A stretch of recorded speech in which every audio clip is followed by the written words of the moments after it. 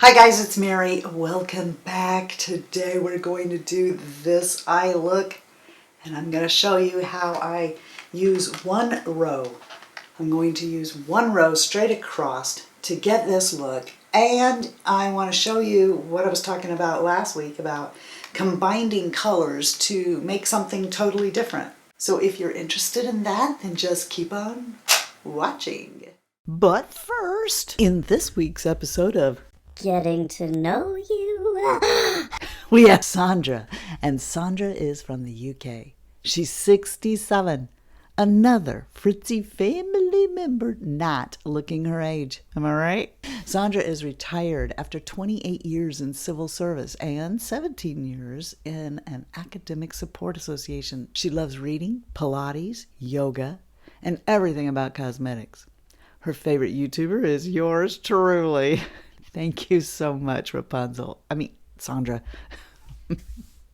You know what, guys? Sandra is officially a grandma, too. On October 27th, God bless their family with little Isla Paige. Congratulations, Sandra, and don't blink, because as fast as our kids grew, it's double time on the grands.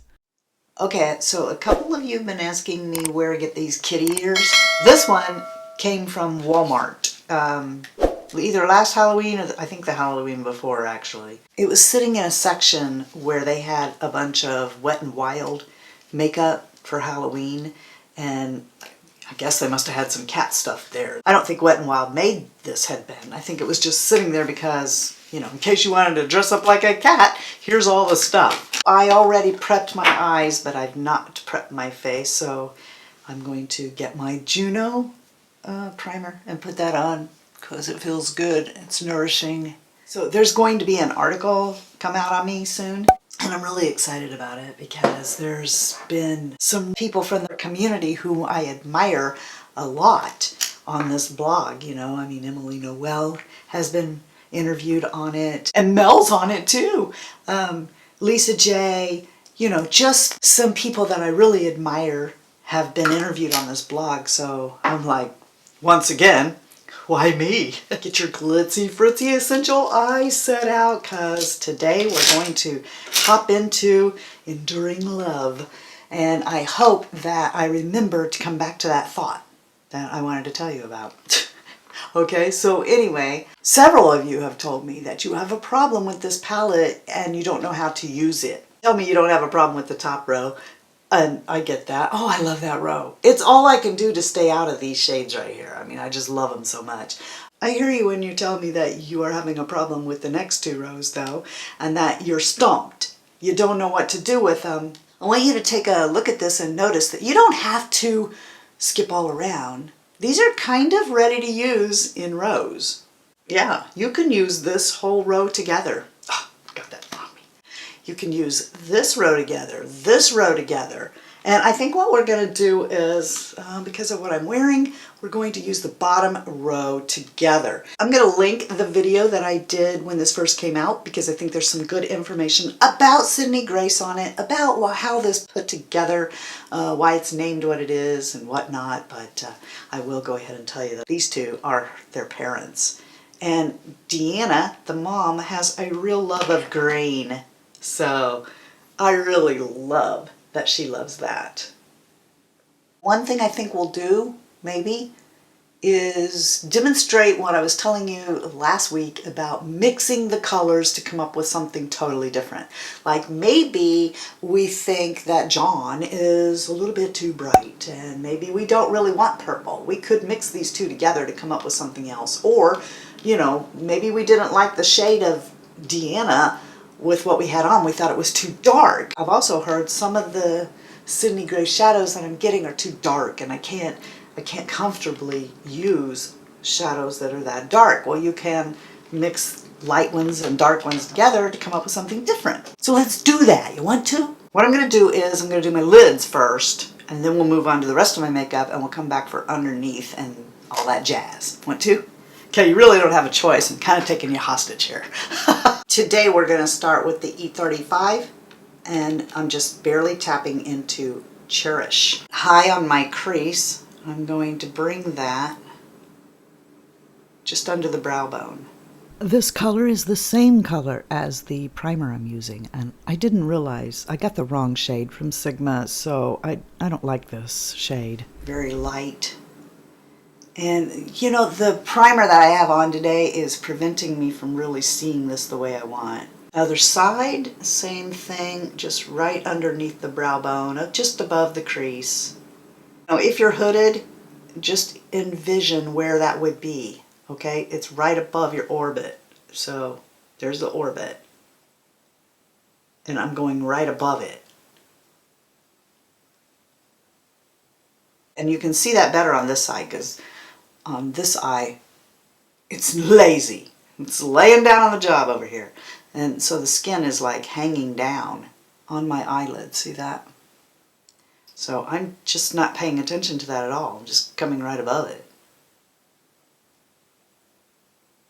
E25. Now I like to use this brush directly in my crease, and I've said this before, it's because of the way it is shaped. It's pinched at its base here at the ferrule, and it lays kind of flat, but it's got a lot of give to it, so it makes a really good blending brush. But because of the way this is shaped, I can come right into the socket here.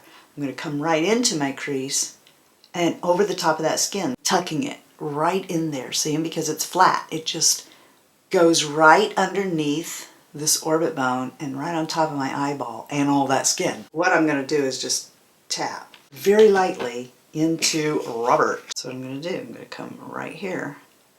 I'm going to feel for that orbit. I'm going to put R right there.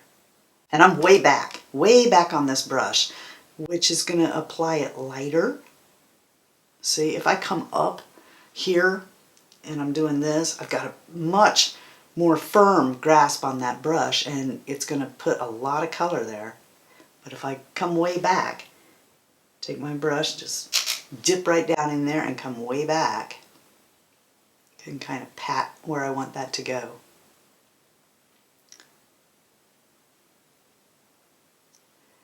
Now I'm coming up a little bit, about midway on the brush, and circling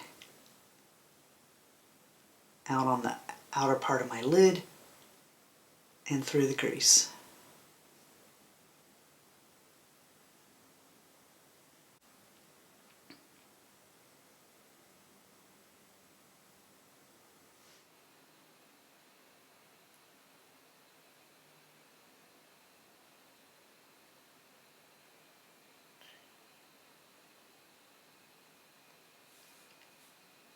Once I got this color laid in, what I like to do is just take my mirror straight in front of me and tip my head down so that I can see across. And that will let me see where I need more color if I need to come higher on this side to match the other side.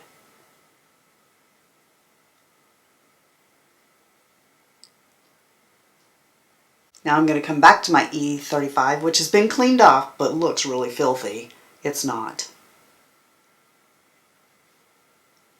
I'm just going to blur the line where those two meet so that they just look lighter and darker. You can see where Robert leaves off. Here's where it's going to take a turn here and get interesting, I think. Here I've got Abigail and John. Look how blinding John is. If I do this, whoa! That's really blinding on John, and I don't really want a purple look, but I want to shift this purple into something else. So, using my E55 shader brush, I'm going to come into, I'm just patting into Abigail, and I'm going to bring Abigail on my lid.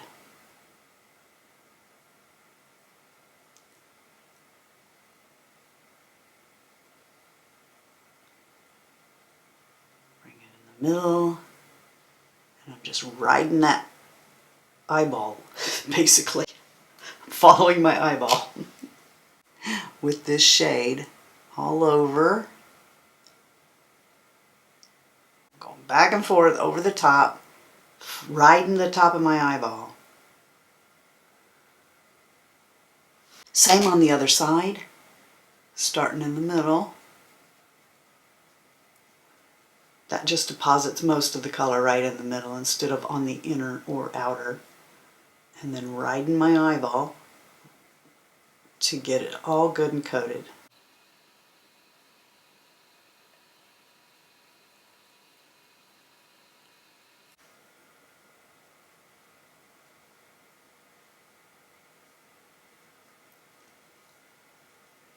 What we're going to do is tap into John, and then I'm going to bring John, just pat it right over the top of where we had Abigail, and we're switching up now this color. We're dulling down John with Abigail, and we are switching the color of Abigail with John.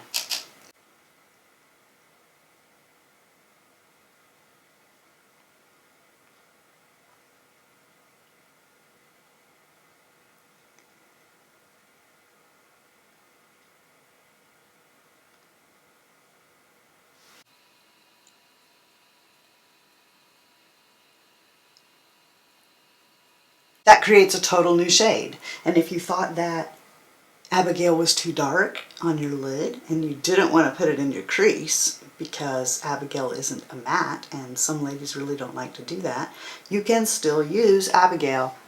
And there you go. I'm going to switch to my E46, drag through John, and be very careful here because this really is a bright color and you might get too much and then not like it.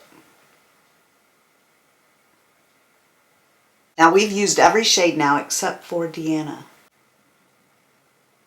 And then right here, I'm going to take my pinky into John and just right there on the inner corner, I'm going to tap a little bit to meet the rest of it. So now I feel like we're not nearly as bright as it would have been. Look at how dirty my face is now. I'm so glad that I waited to do my face. We could have switched this up the other way too. We could have put Deanna down and we could have gone over it with John, and that would have been something else entirely, and put Abigail under our eyes. So you see, just within that row, there are many possibilities of things that we could do. I'm going to mix a couple of things together today just because I like mixing stuff lately. Okay, so I'm going to take my Chanel, which is very much like skin, I think, but not as radiant as my Estee Lauder. And I'm going to mix the two of these together. So I was telling you about this article that's coming up, and I answered these questions. And when I was answering one of the questions, dare I give this away? Let's just say one of the questions involves celebrities that I love. And I've told you guys in the past how much I love Diane Keaton. And she's not, okay, I'll just give you a little hint, because by the time you see this, maybe the article is already out. So, ooh, this is a brand new one. It's, did they change it? It's a little stiffer than my other e.l.f. The question asks me if I could make over celebrity. Which one would be my favorite celebrities? And I did not list Diane Keaton. I'm not going to tell you who I did. That'll be a surprise. But I will tell you that since I have been asked and said before how much I love Diane Keaton and that she's one of my favorite celebrities and is, okay, I wanted to clear up why I didn't choose her. And the reason is because I've never seen her wear the kind of makeup I do. She always has more of a really natural look. And to be honest, because of the shape of her eyes, I know as somebody who's not a professional, I would not use shadow or any other eye makeup in a way that would complement her. I think I would fail miserably if I were to try and do Diane Keaton's makeup. I think she would definitely hate me then. So tell me, what is your favorite Diane Keaton movie? I'll tell you something that probably shock you guys, okay? I have never seen Annie Hall. I try, but I just really don't like Woody Allen. I just can't get into it. And it's Diane Keaton, you know, whom I love. One of the ones I watch over and over is First Wives Club. Because not only do I love Diane Keaton, but oh my gosh, I love Bette Midler and Goldie Hawn and that movie. I really love that movie. It's hilarious, I think. Mad Money. I love Mad Money. Queen Latifah's in it with her, and Katie Holmes, and I love it. Ted Danson's in it. I love that movie so much. What else? Oh, Baby Boom, Father of the Bride. I'm going to use this instead of this. This was sent to me by Clarins and the Octoly Network. It's Clarins setting spray, and it is extremely fine misted. So I'm going to go ahead and use it. And it really does look beautiful. Here's what I don't like. This has an overwhelming scent of roses, which a lot of Clarins stuff does. But this is almost too much for me, that smell of roses. And that'd be okay probably if I liked roses. Fun fritzy fact that you may not know. I don't like roses. I like carnations. Roses smell so good to everybody but me. They remind me of a funeral. That's why I don't like roses, the scent of roses. I think roses are beautiful to look at, but the scent of them always reminds me of a funeral. So I can't really get into the scent at all, but as you can see, it looks gorgeous on my skin. We're getting down to some slim pickings with brushes. I really need to wash them. When I watched Baby Boom, it just reminded me of some 80s movies. So I've been like on this kick watching 80s movies lately. And 80s songs, you know, I've been listening to 80s songs and 80s movies a lot lately. I don't remember what movie I saw because they're all running into each other now. But I remember one of them was showing parachute pants. Do you guys remember parachute pants? Now I'm not talking about the MC Hammer, you know, those floppy pants that he wore, you know. I think that same movie was the one that had Casey Kasem on the radio. The Countdown with Casey Kasem. Oh my gosh. Who did you like more? Casey Kasem or Wolfman Jack? They were so different. I don't know if you can even... Did you guys ever hear of Dr. Demento? I don't know where I pulled that out of. I could not wait for Casey Kasem to do the countdown, and I would get my tape recorder and I would sit by my radio and record it because I didn't have enough money to buy all the songs I wanted. And then I would listen to my tape that I made. Did you guys ever do that? I'm sure that I'm not alone in that, right? I'm sure that a lot of you probably did that too. Remember boom boxes? You had to take your boom box everywhere you went. In whatever movie that was, it like brought back nostalgia over those high top sneakers. Remember those? And they had the Velcro that went around the high top on it. This is one of Lisa's new lipsticks. I'm going to show you this in case you've never had one. Hopefully this camera will pick this up. So can you see the hatching on this that makes it look like it's velvet? This one is called Beauty.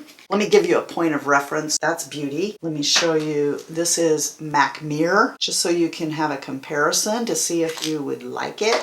Okay, so the bottom is Mirror, and this is Lisa's Beauty. Here's another one of my favorites. I'm going to put it next to it.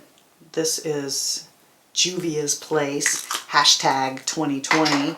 So Mirror and 2020 are really alike. So Lisa's lipstick is darker, and I love this so much, but it was darker than I anticipated, so I ordered the lip kit in Muse. I've got to stop spending. These just glide on. Such a comfortable matte.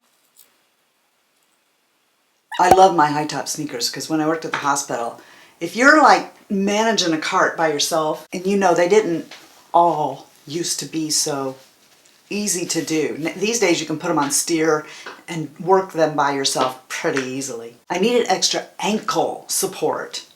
This is the brow pencil I'm working through now. The carts were easier for me wearing high top sneakers because I could get a little bit extra ankle support.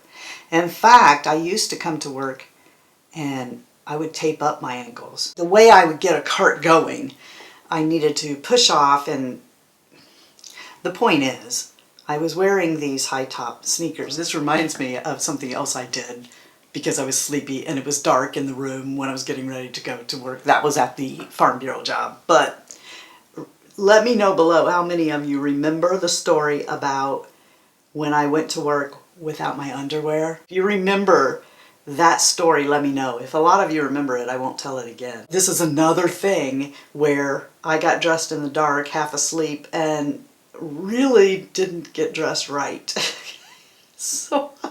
So I went to the hospital one day and I had on a Fila tennis shoe. It was teal and white.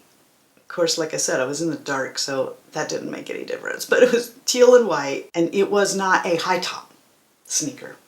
It was just a regular shoe, like a jogging shoe, okay? So we didn't call them jogging shoes, or running shoes. The other one was straight up white. It was a Reebok high top that had Velcro that went around the high top at the, you know, above your ankle. So one day I get ready for work, and when I got to work, I'm sitting there talking to my friends, and one of them says, "So, what's up with the shoes?" And I'm like, huh? And I look down, and you would think that I would have noticed this when I was driving, walking, because you don't walk the same in the shoes, but I was in a hurry. I'm running late and everything else, and I'm not paying attention to the fact that I have on one high top and one not. One time I was sitting at work at the hospital, and you know how you'll like do your laundry, do all your whites? My lab coat got washed with the socks, my kids' socks, which were white, and it got in the sleeve.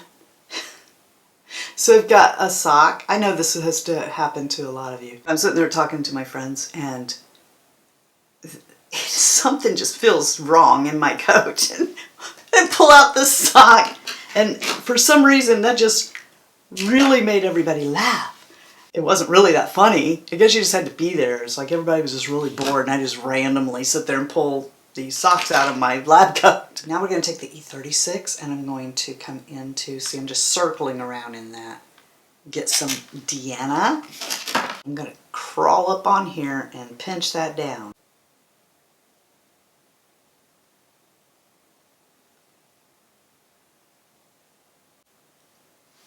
And this is a green, like a shiny khaki green.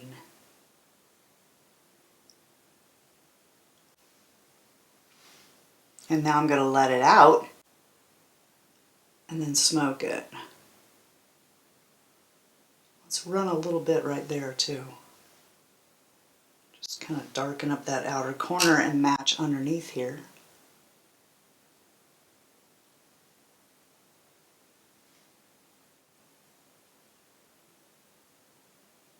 I think you can still see hues of purple in this eye look, but you just don't know where it's coming from because John is overpowering Abigail. And this green, I think, goes really good with John.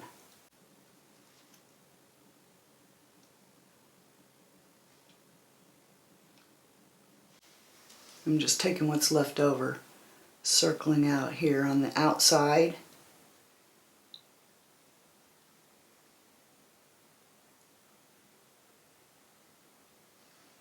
You know, right after that happened, this was funny because at that place, it was like a long skinny corridor, and all of the x-ray techs, this was back when I was on days, long skinny corridor, and all of the x-ray techs would sit lined down this way and on the other side. So we're like all sitting across from each other. And we'd read magazines, talk, or whatever. And then if the printer would go off for an examination, we'd just like, the person closest to the printer would get up, pick off the requisition, and go do that x-ray. And then everybody'd move down. Working days was easy. Sometimes it'd double up in teams, you know. But in any case, this was right after that happened with that lab coat. There was this one girl who worked there, and she was cute as a button. She really was. She was All the doctors loved looking at her. You know, she was a beautiful girl and younger than me. She didn't have any kids. She wasn't married. So what was behind us were the rooms on both sides. Because of the way this was set up, you could easily come through one of these rooms to get to this area where everyone was sitting, and you would be coming up from behind. And so she was sitting in these seats talking about me behind my back. I have no idea what she said. I can't remember. But, you know, it was something that she evidently didn't have the courage to say to my face. And I come up from behind her. Now, the techs that were sitting across from her could see me, but she couldn't. And like, what were they going to do? Go, shh, Mary's right behind you. They're like looking at me. She should have been able to see that they were looking above her head. Hey, I'm standing over the top of her. She is sitting in front of me, and I'm standing over the top of her looking down at her, and she's talking about me behind my back. She's being catty, but I can't remember what it was she said. That's how important it was. I don't know what she was saying. Probably something about, you know, these socks being in my lab coat and some derogatory thing about me being a mother or whatever. Because at that time, guys, you have to understand that a lot of the people I was working with, they were either ready for grandkids, okay, or they had no kids. So there really wasn't anybody around me that worked with me at that particular place who had kids like the age of my kids, which was still elementary school. You know, it's that age where you get a call and tells you your kid's got chickenpox and you have to come and get them, and now you got to take off work, and they just slam you because you just used some of your time that you're allotted to be off. Well, it's easy to pass judgment on people. And I'm not saying this is what she was talking about that day. It's just this was something that did come up before. You know, I wish I had kids so I could take off work, that kind of thing. As if I don't need the money, right? As if I'm there working for the fun of it. And I'll be like, man, I can't wait till you have kids. I really can't. You're not gonna understand this until then. But anyway, I'm standing over the back of her. And she finally, everybody just kind of, nobody laughs or anything because I'm standing right there. You know, what are they going to do? Oh yeah, guess what else she did? You know, they're not going to participate with me standing right there. So she shuts up and she just kind of slowly turns around. And I'll tell you what, I never saw anybody's face turn so red. Not even my boss, my boss, every time he saw me, his face would turn like 50 shades of red. I didn't even have to talk to him or do anything. His face would just turn 50 shades of red every time I was around. Probably because of all the stuff I did. You know, and in the last story I was telling you about how that ER guy went down there and was telling on me. I was standing down at the end of the corridor and watching him. And my boss keeps looking at me and looking back at him and looking at me and looking back at him. And his face is really red every time he looks at me. And that guy's just like yammering. After that was over, he called me over and he's like, okay, you might want to put the bed up. It's okay if you sleep, just don't be advertising it. Okay, then I'm going to go do my hair, which is probably not going to be very good because this thing really bends it up. And then I'll be right back.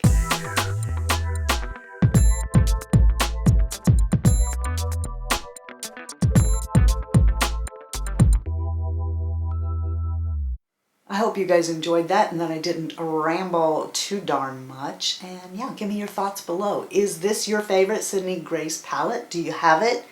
And if you don't, do you want it? If you guys don't know it already, you are the best part of the Fritzy family. And if you're not feeling blessed, just go out and be a blessing to somebody else. And until next time, love you, see ya.